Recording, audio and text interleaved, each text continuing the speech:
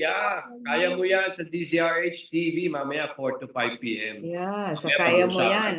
Yan. Sabi nga namin sa programa, ganyan na ganyan ang sharing, attorney, natutuwa sa iyo ang mga senior mo. Sabi nga nila, Khalid, sa Sambuanga, talagang kahit kapgo siya, learner siya, puyat na puyat, kahit puyat na puyat daw siya. Nako, pinupush niya ng pinupush para alam mo na, makasama sa Click Me community natin. At talagang pangarap niya ay gumraduate. Talagang ano, at kasama niya ngayon ang mga kanyang mga kagawad, ang kapgo doon sa stasyon nila. At ito rin, si Rose Ann sa Smoky Mountain. Alam niyo, ang laging problema nila ay edad. Ang kanilang edad.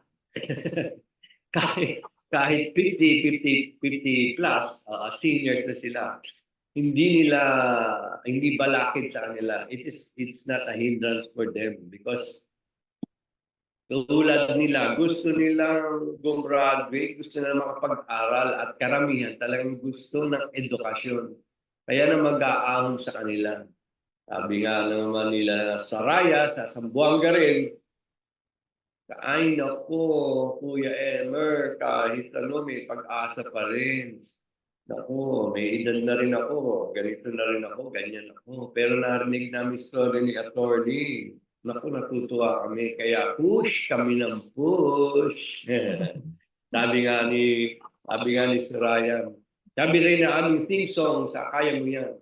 Kahit habang may pag-asa, at habang may buhay, may pag-asa. Huwag kang, huwag kang umiyak. Nandito kami aalalay sa iyo. Kaya kayang-kaya mo yan. Tulad ng Click Me from Smoky Mountain. Christina, 30 na siya.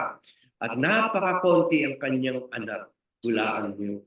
Isa, dalawa, tatlo, apat, lima. Lima ang kanyang anak na basketball team. Kahit narami siya, push pa rin ng push dahil nakasalalay ang kinabukasan ng kanyang mga anak. Talaga nga naman. Sabi nga ni Christina, sila sa Smoky Mountain, mga 30 or more sila na nag-aaral, nagsusumikap, kahit mahirap. Naku, talaga nga naman ang mga istorya ng buhay. Push pa rin sila ng push kasi sabi nga ni Atty. Kaya, sige, ako nga ganito. Pero love ko yung ginagawa ko. At buti nakapag-aral ako. Ako'y abogado, nakapagtulong ako. Kaya, attorney, lahat ng aking mga labor cases na mga idudulog sa akin, itatawag ko sa iyo. Yung kliyente. Ay, nako. Ang Game tayo dyan. i-guess kita dahil haba na istorya mo from pandemya hanggang pag-asa ang istorya mo. Ganyan naman istorya ng mga masang Pilipino. Nako, ang dami namin naririnig. Kaya one of these days, schedule ko isa sa click din nating mga learners. Interview natin. Maganda. Maganda kasi iba-iba, no? From Zamboanga, from Manila, from Visayas, lahat ng ano. At siyempre, yan ang ating mission.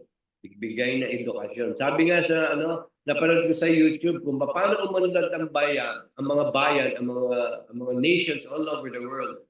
It's education. Hindi mo pwedeng iangat ang bayan mo kung ang mga citizens mo ay walang masyadong pinag-aral. At ngayon, maghahanda tayo sa mga digital skills dahil iba na ang panahon ngayon. Ako, nagpunta yung mga kaibigan ko sa Japan. Ang mga nagtuturo at ang mga nag-aabot ng pagkain ay mga robots.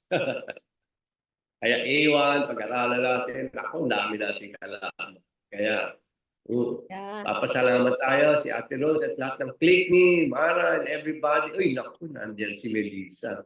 Ang ating Santa Fe. Maganda yung ginawa mo Kuya Ever, nag-share mo yung mga nag-share ng mga learners mo. Baka may mga ibang kaibigans there or fasis who want to also share.